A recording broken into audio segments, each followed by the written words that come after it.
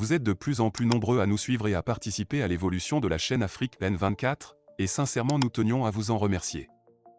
Nous lisons tous vos commentaires qui enrichissent le débat et vraiment nous vous demandons de nous soutenir, en aimant les vidéos pour une large diffusion, et pour continuer à avoir une ligne éditoriale indépendante, et vous proposer de nouvelles émissions toujours de plus en plus enrichissantes.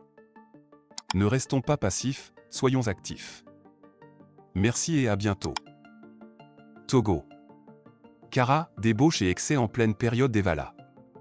Depuis ce samedi 13 juillet, tout le Togo se rassemble à Kara, situé à 420 km au nord de Lomé.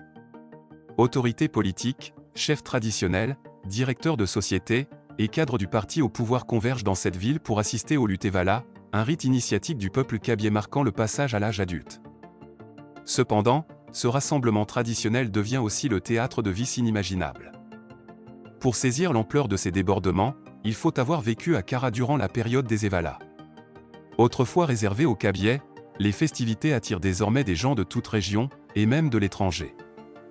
Cette période devient une saison de floraison de l'homosexualité, de la prostitution, et de la consommation excessive de drogue et d'alcool, augmentant la vulnérabilité de la ville face à la propagation du VIH-Sida et autres maladies.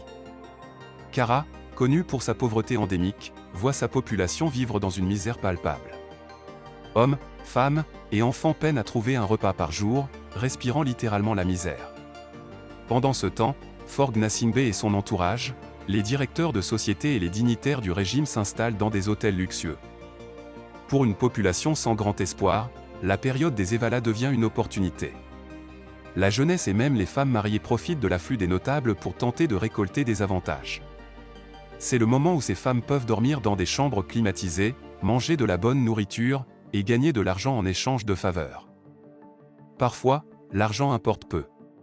Elles recherchent surtout les privilèges et se vantent auprès de leurs amis d'avoir couché avec un homme influent dans un grand hôtel, raconte un habitant local.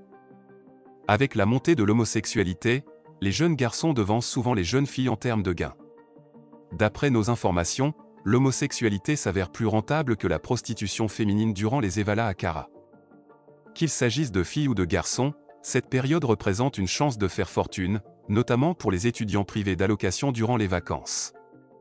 C'est le moment pour moi de me ravitailler pour les vacances, car nos aides à l'université sont coupées, et puis, vous savez, c'est l'occasion de dormir à l'hôtel, manger des brochettes et boire de la wayo, une bière locale, confie une étudiante. Le mois de juillet à Kara devient ainsi une période de débauche, conduisant souvent à des grossesses non désirées et à des ruptures familiales. Pourtant, malgré ces conséquences, nombreux sont ceux qui attendent impatiemment l'année suivante pour une nouvelle moisson. Cette situation illustre les ravages de la misère dans cette région du Togo.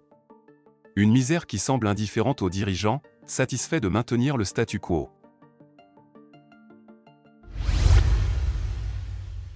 Likez la vidéo si ce n'est pas déjà fait. Laissez aussi votre point de vue en commentaire. Abonnez-vous et cliquez aussi sur la petite cloche de notification pour ne rien rater de nos prochaines vidéos. N'oubliez pas de partager aussi la vidéo et de la liker.